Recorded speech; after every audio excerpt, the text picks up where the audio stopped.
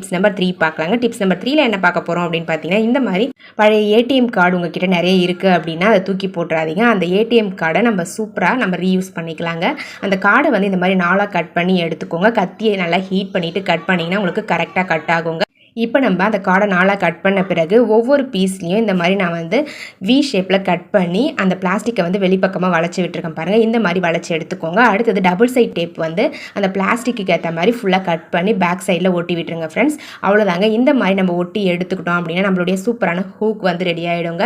நம்ம கடையில் காசு கொடுத்து ஹூக் வாங்குறதுக்கு பதிலாக நம்ம வீட்டில் வேஸ்ட்டாக இருக்கக்கூடிய இந்த மாதிரி ஏடிஎம் கார்ட்ஸை அழகான ஹூக் மாதிரி ரெடி பண்ணி யூஸ் பண்ணிக்கலாங்க. பாருங்கள், இது வந்து ரொம்பவே ஸ்ட்ராங்காக இருக்கும், யூஸ் பண்ணுறதுக்கும் ரொம்ப கம்ஃபர்டபுளாக இருக்கும். இந்த மாதிரி ஸ்டிக்கர்ஸை வந்து ரிமூவ் பண்ணிவிட்டு உங்களுக்கு தேவையான இடத்துல இந்த ஹூக்கை வந்து நீங்கள் செட் பண்ணிக்கலாம். செட் பண்ணிவிட்டு உங்களுக்கு தேவையான பொருட்களை இதில் ஹேங் பண்ணி யூஸ் பண்ணிக்கலாம். நார்மலாக நம்ம கடையில் வாங்குற ஹூக்கை எப்படி யூஸ் பண்ணுறோமோ அதே மாதிரி இந்த ஹூக்கையும் யூஸ் பண்ணலாங்க. ரொம்ப ஸ்ட்ராங்காகவும் கம்ஃபர்டபுளாகவும் இருக்கும். ட்ரை பண்ணி பாருங்கள்.